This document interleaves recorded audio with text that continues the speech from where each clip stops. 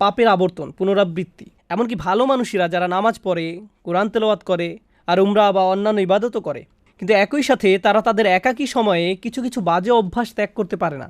এই সমস্যার দুইটি অংশ আছে, একটি হলো আধ্যাত্মিক, আরেকটি মানসিক। আমাদেরকে উভয় দিকেই নজর দিতে হবে। আমি মানসিক দিকটি নিয়ে শুরু করতে চাই, কারণ বেশিরভাগ সময়ই যখন এই ধরনের আলোচনা হয় তখন আমরা মানসিক দিকটিকে গুরুত্ব দেই না, শুধুমাত্র আধ্যাত্মিক বিষয়ে কথা বলি। এই কারণে আমি মানসিক দিকটি নিয়ে কিছু কথা বলতে চাই। আপনাকে এটা বুঝে নিতে হবে যে মনোবিজ্ঞানে একটা পরিভাষা হলো ট্রিগার। সহজে বলতে গেলে নির্দিষ্ট কিছু অবস্থায় আপনার মস্তিষ্কের নির্দিষ্ট কিছু রাসায়নিক নিঃসরণ আপনাকে বাধ্য করে নির্দিষ্ট কিছু কিছু কাজ করার জন্য। একটা উদাহরণ দিচ্ছি। ধরুন কোনো এক তরুণ অ্যাকশন মুভি দেখছে এবং মুভির মধ্যে এক পর্যায়ে কোনো সুন্দরী মহিলার ছবি চোখে পড়ল। মুভি পজ করে সে আরও বেশি খারাপ কিছু মনোযোগ দিয়ে দেখল এবং এভাবে তার ভিতরে এই অভ্যাস গড়ে উঠল। সম্পূর্ণ মুভিটির জন্য এমন হয়নি, এটি হয়েছে মুভির একটা দৃশ্যের কারণে যা তার মনকে ট্রিগার করেছে। আবার এরকমও হয় যে কোনো কোনো মানুষ যখন তাদের অ্যাপার্টমেন্টে অথবা রুমে একা থাকে তখন আপত্তিকর কাজে জড়িয়ে পড়ে। তখন এমন বিষয় ঘটে যেটা খারাপ। যখন সে মসজিদে থাকে তখন এটা ঘটে না, যখন সে বন্ধুদের মাঝে থাকে তখন এটা ঘটে না।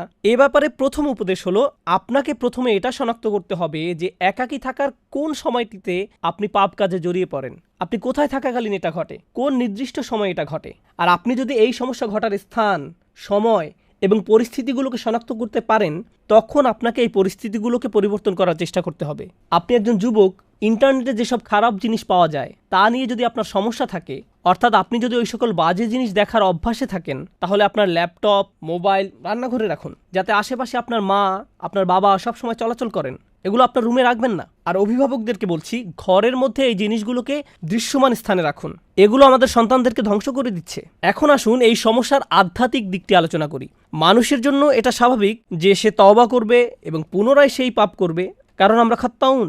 আল্লাহ রসুল সাল্লাল্লাহু আলাইহি সাল্লাম আমাদের বৈশিষ্ট্য বর্ণনা করছেন, খাতিউন নয়, কুল্লু বানি আদামা খাত্তাউন।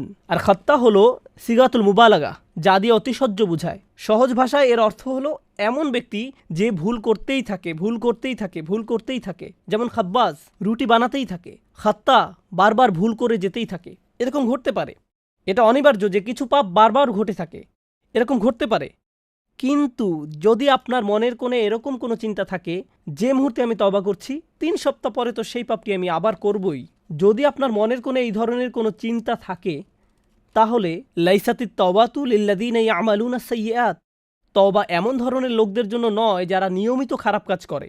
আল্লাহ বলেন, ওয়ালাম ইউসিররু আলা মা ফাআলু, তারা নিজেদের কাজকর্মের জন্য হঠকারিতা প্রদর্শন করে না। অন্যভাবে বলতে গেলে আপনাকে একনিষ্ঠভাবে জেনে বুঝে মৌখিক প্রতিজ্ঞা করতে হবে যে আমাকে এই কাজটা বন্ধ করতেই হবে। এরকম না যে আপনি একবার কান্নাকাটি করলেন, এরপর আল্লাহর কাছে বললেন আমি অত্যন্ত দুঃখিত, আমি বিশ্বাস করতে পারছি না যে কাজটা আমি করেছি, আর আবার একই কাজ করেন।